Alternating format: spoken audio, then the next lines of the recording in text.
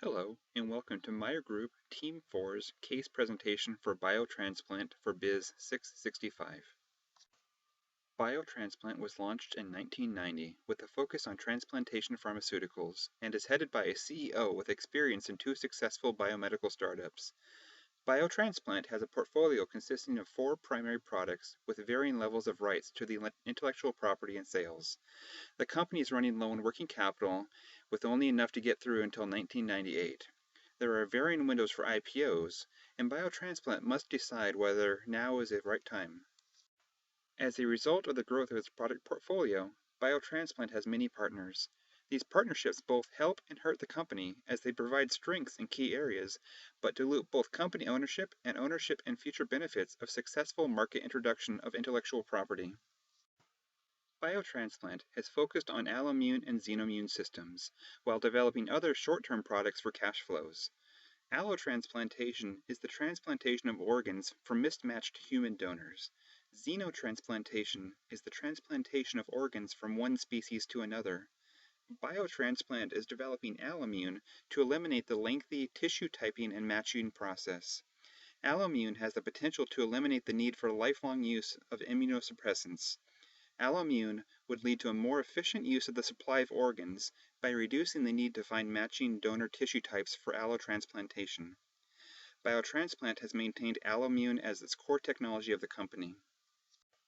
The benefit of xenotransplantation is the relative ease of breeding additional donor colonies of animals for human transplantation. BioTransplant is developing xenoimmune for this market and is currently in the research and preclinical phase of development, with research not yet demonstrating that this technology works. As mentioned, BioTransplant has many partners, and that is no exception with xenoimmune. One potential negative effect of success of xenoimmune is the possible cannibalization of the alloimmune market, which it maintains sole ownership of its IP versus the North American market with xenoimmune. Research and development of new products requires significant investment in advance of revenues. BioTransplant is no exception, with $44.23 million in cumulative loss expected by 1998. The first profitable year is expected to be 1999, with most of those revenues coming from projected sales of alloimmune. Assuming these projections are correct, it would be opportune timing, as income from current licensing deals is expected to end at that time. The company needs money, and they need it soon. They generate a little money from a licensing deal, but not enough to keep the company open long enough for larger products to pay off. Investors have been burned by the industry before, and may be reluctant to throw money at another biotech firm without a money-making product. An IPO could generate the needed money, but it would be a large cost in terms of time and money. Finding a larger firm to partner with could provide a needed capital, but those firms will want a stake in the final product, something the CEO wants to avoid if at all possible. The company is seeking ways to generate money without giving up any control of its core technologies. Whether they go with an IPO or an alliance with a larger firm, they need to produce products that will benefit those who are funding the research. A biotech partner can push these demands further down the road. The market tends to expect immediate results, but an experienced firm knows that research takes time. The upside of an IPO is control of the patents and products of research. Regardless of the direction, the company needs to show that it can create a saleable product. The logic used to determine whether or not BioTransplant should secure an IPO is the following. It is recommended that BioTransplant postpone an IPO since awareness with future investors is low. The time required to develop a company brand and reputation is also a limiting factor. BioTransplant should form a relationship with a large company to secure funding so it can focus on research and development. This is a core competency. In addition, BioTransplant can use its entrepreneurial innovation as a basis for its consulting services. The company is currently highly leveraged with its current commitments, which will pose a problem during an IPO. Many of the investors will get confused as to those relationships and exactly how much of the company is available for investment. The company does not have marketable products, revenues, and profits, and the cost for new drug development is beyond its financial resources. Finally, FDA approval and volatile and unpredictable industry are reasons for not pursuing an IPO. A SWOT analysis was conducted for BioTransplant. The strengths for the company are entrepreneurial innovation, relationships with universities and hospitals, strong management team, and research-oriented environment. Opportunities include alliance affords company time to innovate, industry growth rate is moderate, there are a few substitutes in the market, not dependent on sales of product for revenue. Weaknesses include limited cash available for research and development, lack of manufacturing and marketing capacity, relative unknown in the industry, no marketable products, and no revenues.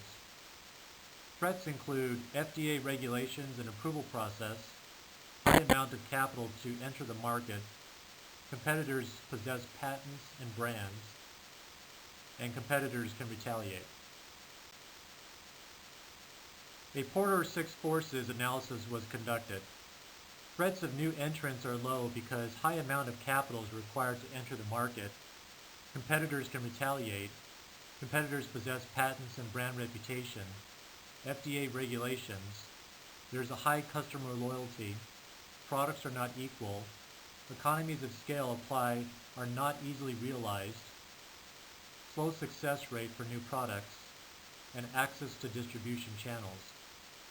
Bargaining power of suppliers is low because there are few buyers, they buy in small quantities, there are few substitutes, cost of switching materials is high, and there are a large number of suppliers.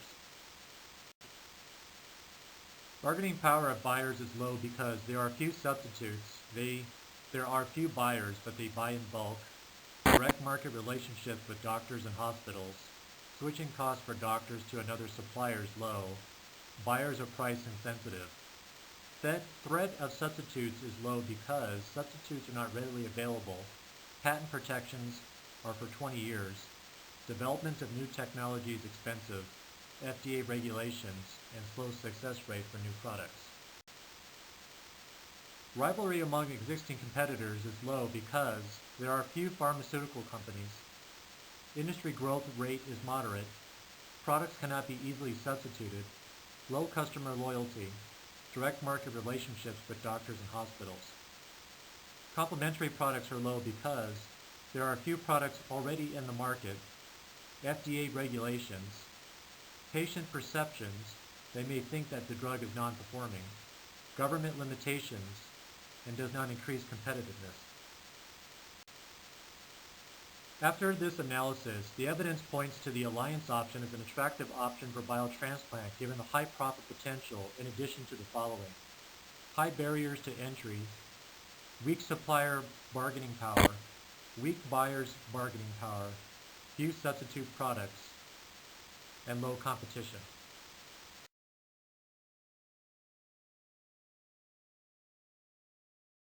There are many statistics that highlight the risk associated with an IPO. First, 75% of all IPOs fail, or 9 out of 10 of IPOs fail to survive. We agree that this risk is too great for BioTransplant to pursue an IPO, especially since they don't have any tangible, reliable products to leverage that would appeal to potential investors. We also don't think that it is feasible or beneficial for BioTransplant to pursue a partnership with another larger pharmaceutical firm. Because BioTransplant doesn't have many proprietary products or technology rights remaining, using its remaining proprietary rights to secure a successful partnership wouldn't ultimately be financially advantageous for BioTransplant. They would no longer own the technology that could set them apart in the biotech field. Therefore, we think that BioTransplant should establish itself as a biotech think tank and market itself to sell product development ideas and consultancy to larger pharmaceutical firms. In doing so, BioTransplant can negotiate payment and raise capital through developed product royalties, partial ownership of products that it helps bring to market, or a percentage of worldwide sales.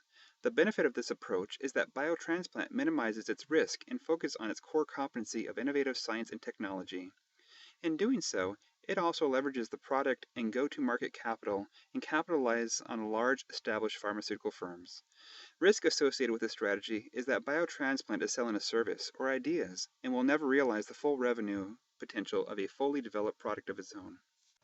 To implement this strategy, BioTransplant should first hire a marketing firm to develop a strategy focused on establishing a recognizable brand and offering, building credibility by telling the success story of Alloimmune and Xenomune, and conducting a market and customer analysis to know where to focus sales efforts. Next, they should assemble a reputable think tank group. They should select the best of the best thinkers that BioTransplant has to offer and continue to augment that by hiring new, diverse personnel so the group is marketable as the best of the best.